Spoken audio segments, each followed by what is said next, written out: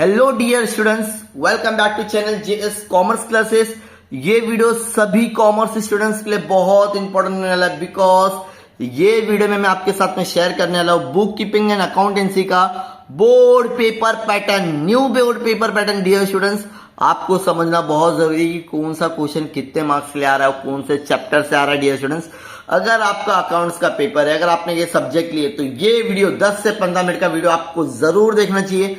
ये वीडियो देखने के बाद में मेरी गारंटी है कि आप लोग को कॉन्फिडेंस लेवल बूस्ट होगा, कॉन्फिडेंस लेवल बढ़ेगा बिकॉज पेपर पैटर्न समझने से आपको ये आइडिया मिल जाती है कि मुझे कौन से चैप्टर पे आपको ज्यादा ध्यान देना है।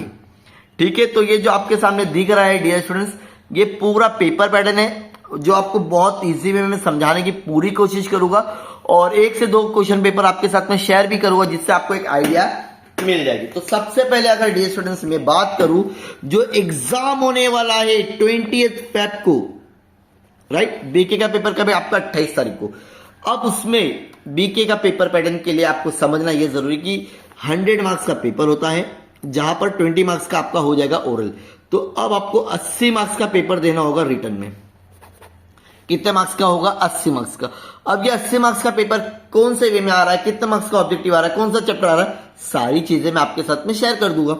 सबसे पहले अगर मैं बात करूं question number 1, A B C D, ऐसे तुम्हारे 4 ऑब्जेक्टिव आएंगे जो कैरी करेंगे डियर स्टूडेंट्स 20 मार्क्स, मतलब 5 मार्क्स का, 5 मार्क्स का, 5 मार्क्स का।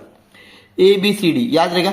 सर ऑब्जेक्टिव में क्या आएगा? देखो ऑब्जेक्टिव में बहुत सारे ऑप्शन है जो भी आपके टेक्स्ट बुक में ऑब्जेक्टिव है, जैसे कि करेक्ट ऑप्शन हो गया, गिव वन वर्ड हो गया, ट्रू और फॉल्स हो गया, find the odd one mark हो गया, कंप्लीट द सेंटेंस हो गया, आंसर इन वन सेंटेंस हो गया, एग्री डिसएग्री हो गया, कैलकुलेशन फॉलोइंग हो गया, बिल्स ऑफ एक्सचेंज हो गए, complete the following table.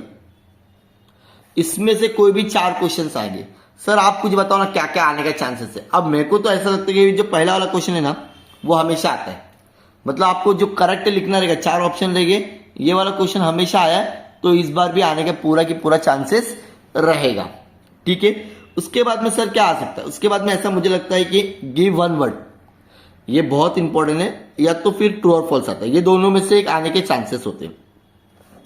Complete the sentence बहुत कम आता है, आंसर वन सेंटेंस भी बहुत कम आता है, एग्री और डिसएग्री या तो ट्रू और फॉल्स, 2 में से एक ही आएगा, दोनों नहीं आएगा। कैलकुलेट द फॉलोइंग आया है एग्जाम में तो आ सकता है, अभी तक बिल्स ऑफ एक्सचेंज एग्जाम में आया नहीं है तो ऐसा मुझे लग रहा है कि इस बार शायद 5 मार्क्स का ऑब्जेक्टिव में दे सकते हैं। और कंप्लीट द फॉलोइंग टेबल भी अभी तक एग्जाम में आया नहीं है। सर क्या क्या आया मैं आपके साथ में वीडियो में बता दूंगा। तो पहला क्वेश्चन तो क्या हो गया? ऑब्जेक्टिव, मतलब आपके टेक्स्ट बुक में जो भी ऑब्जेक्टिव रहते हैं चैप्टर खत्म होने पे वो सारे ऑब्जेक्टिव आपको करना है, लेकिन उसमें से भी मैंने कुछ चीजें बता दिया हूं। तो ये 20 मार्क्स आपको समझ में आ गया स्टूडेंट्स? हाँ सर। अब क्वेश्चन नंबर 2, क्वेश्चन नंबर 2 में ना डियर स्टूडेंट्स एनी वन लिखना रहता है, 2 क्वेश्चन रहते हैं। ठीक है, एनी वन लिखना रहता है, 10 मार्क्स का क्वेश्चन रहता है।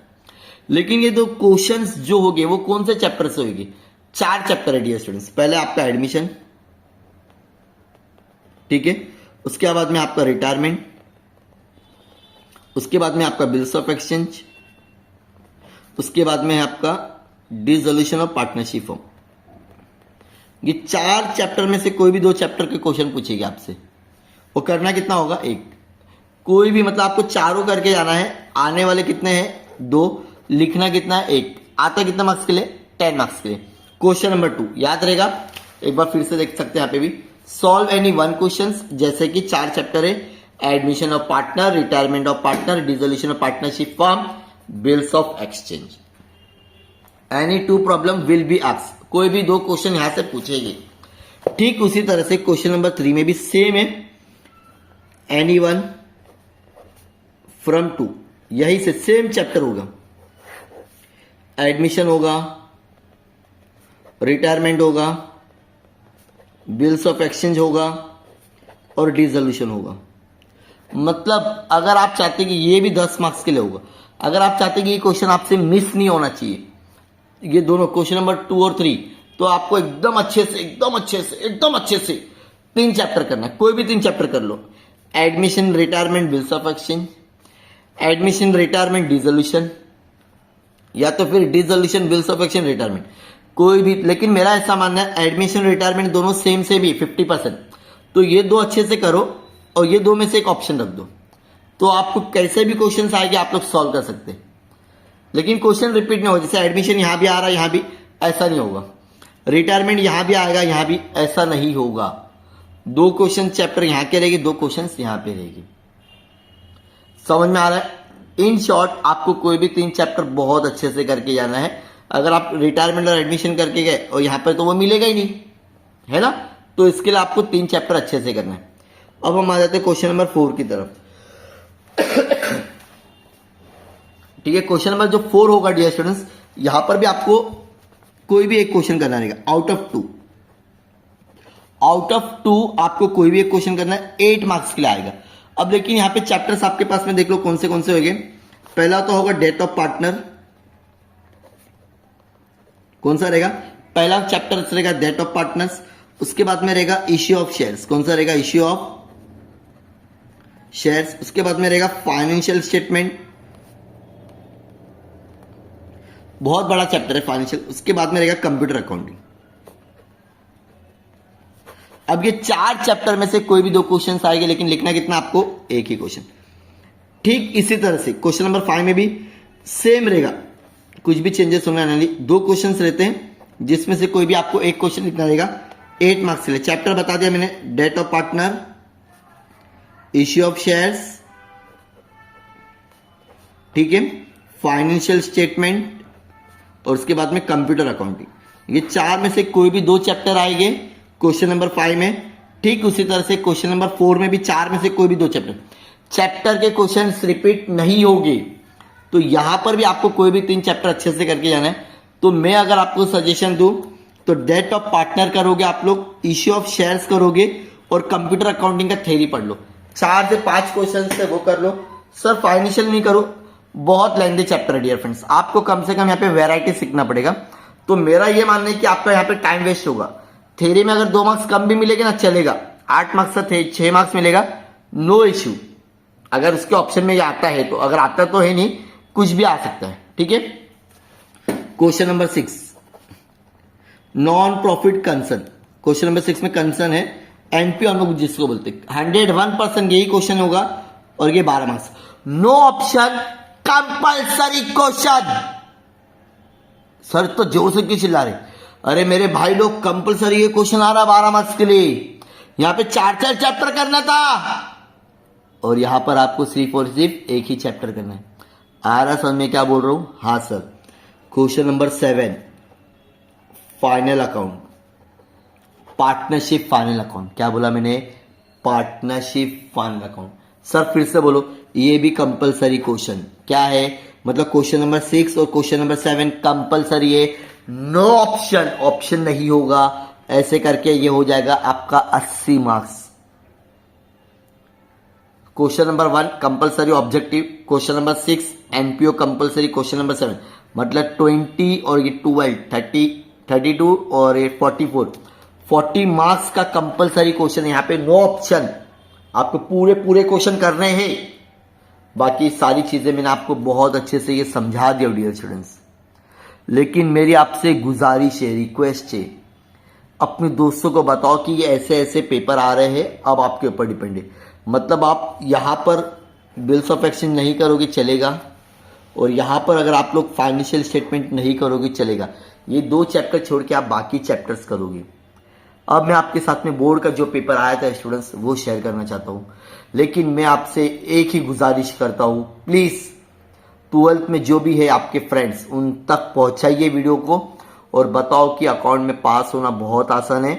इंपॉर्टेंट चैप्टर मैंने बता दिया, एनपीओ, ये फाइनल अकाउंट और 24 मार्क्स, मतलब ये 44 मार्क्स सभी स्टूडेंट्स को मिल सकते हैं। अब मैं आपके साथ में शेयर करूंगा बोर्ड के पेपर। जैसे कि आप लोग देख सकते हो, ये बोर्ड में पेपर आया था, objective questions, find the odd one out और एग्री और डिसएग्री आया था उस बार। और ये बताया मैंने कि हमेशा आता ही है और आया भी है। और ट्रू और फॉल्स या तो एग्री डिसएग्री हमेशा आता है। और यहाँ पर आपको आ गया था 1 वर्ड। तो ये हो गया आपका 20 मार्क्स का ऑब्जेक्टिव क्वेश्चन पूरा। उसके बाद में क्वेश्चन नंबर 2, क्वेश्चन नंबर 2 में आपको क्या पूछा गया जरा देख सकते हो। एडमिशन का सम पूछा है और इसके ऑप्शन में डियर फ्रेंड्स, एडमिशन के ऑप्शन में आप लोग अगर ध्यान दोगे डियर स्टूडेंट्स, आप लोग को रिटायरमेंट पूछा है। क्या पूछा है? रिटायरमेंट। तो अगर मैं फिर से लिखूं, फिर से जो पेपर आया था, तो पहला तो हो गया ऑब्जेक्टिव आपका ABCD। यहां पर आपको ऑब्जेक्टिव में क्या पूछा था? Find the odd one out, odd one out, ठीक है। उसके बाद में एग्री और डिसएग्री, और थर्ड में था filling the blanks with option, और फोर्थ में था आपका answer in one word, one sentence नहीं, वन वर्ड, ठीक है। अब क्वेश्चन नंबर 2 में आपको 2 क्वेश्चन पूछे थे। पहला था एडमिशन का, और उसके साथ में पूछा रिटायरमेंट। क्या पूछा है? 10 मार्क्स, कोई भी एक करना था। कितना करना था? कोई भी एक क्वेश्चन करना था। तो ये हो गया तुम्हारा 20 मार्क्स का ऑब्जेक्टिव, ठीक है। अब हम लोग क्वेश्चन नंबर 3 की तरफ जाते हैं स्टूडेंट्स। तो क्वेश्चन नंबर 3 में लाल बाल पाल, ये हो गया तुम्हारा कौन सा क्वेश्चन? दो यहाँ पे लिखा हुआ है डिजोल्व, मतलब डिजोल्यूशन का समय स्टूडेंट्स। कौन सा समय? डिजोल्यूशन का समय, ठीक है। नेक्स्ट, इसके ऑप्शन में था आपको journalise the following transaction in the books of Arvind. तो ये बिल्स ऑफ एक्सचेंज हो गया। तो मैं क्वेश्चन नंबर 3 अगर लिखता हूं डियर स्टूडेंट्स, तो यहां लिखना पड़ेगा मुझे dissolution of some of partnership firm, और क्या है? Bills of exchange. कितना मार्क्स के लिए आया था डियर स्टूडेंट्स? 10। कोई भी एक क्वेश्चन करना था, ठीक है। ये बोर्ड एग्जाम 2024 का बता रहा हूं। अब क्वेश्चन नंबर 4 की तरफ अगर हम ध्यान देंगे डियर स्टूडेंट्स, तो यहां पर सबसे पहले आपको आ गया इश्यू ऑफ शेयर्स। इसके ऑप्शन में आ रहा है कंप्यूटर वाला सम, ठीक है। देख रहे क्वेश्चन नंबर 4, तो यहां लिख दे तो हमें question number 4 issue of shares, और इसके ऑप्शन में क्या आ रहा है डियर स्टूडेंट्स? कंप्यूटर का थ्योरी क्वेश्चन है, ठीक है। ये तो ये 8 मार्क्स का। उसके बाद में क्वेश्चन नंबर 5 में है तुमको dear students death of partners, और इसके ऑप्शन में है फाइनेंशियल स्टेटमेंट। तो ये ऑप्शन मुझे बहुत अच्छा लगा स्टूडेंट्स। मतलब स्टूडेंट्स ये वाला सम करेंगे और ऊपर ये वाला सम करेंगे, मतलब यहाँ पे पूरे के पूरे मार्क्स मिलने के चांसेस होते हैं, ठीक है। और जो क्वेश्चन नंबर 6 है वो तो कंपलसरी है, NPO। इसमें कुछ ऑप्शन ही नहीं था, जो 12 मार्क्स आपको देगा। और question number same final account, no option, 12 marks. आप लोग भी देख सकते हो क्वेश्चन नंबर 6 पे जाएंगे तो ऑप्शन नहीं है, डायरेक्टली क्वेश्चन नंबर 7 है। तो ये जो लास्ट के क्वेश्चन नंबर 6 और 7 है, उस पर आपको ज़्यादा फोकस करना है। आप अकाउंट के स्टूडेंट, अगर आप लोग ने अकाउंट नहीं आता है डियर स्टूडेंट्स, मुझे फॉलो करो, मैं आपको पासिंग की गारंटी करवाता हूँ। पास नहीं, वो भी बहुत अच्छे नंबर। मत पढ़ो कोई भी चक्कर में, आपको सब लोग गुमराह करेंगे, सारी हार्ड चीज़ बताएंगे। एकदम ईजी में मैं आपको बताने की पूरी कोशिश करूँगा, जो आपको 101% क्या करेगा, एग्जाम में पास करवा के देगा। तो जो भी स्टूडेंट्स को अगर पूरा पेपर चाहिए, ये सोल्यूशन के साथ में मेरे पास में है, मैं आपके साथ में शेयर कर दूंगा डियर स्टूडेंट्स। जस्ट आपको मेरे व्हाट्सएप या फिर टेलीग्राम पर ऐड हो जाना है, लिंक आपको डिस्क्रिप्शन मिल जाएगी। लेकिन छोटी सी रिक्वेस्ट है डियर स्टूडेंट्स, आप अपने दोस्तों के साथ में शेयर करो। अगर वीडियो अच्छा लगे तो प्लीज़ वीडियो को क्या करोगे आप लोग, एक अच्छा सा कमेंट करके एक लाइक कर देना वीडियो को, ताकि मुझे भी अच्छा लगेगा कि चलो स्टूडेंट्स क्या कर रहे हैं, मुझे फॉलो कर रहे हैं।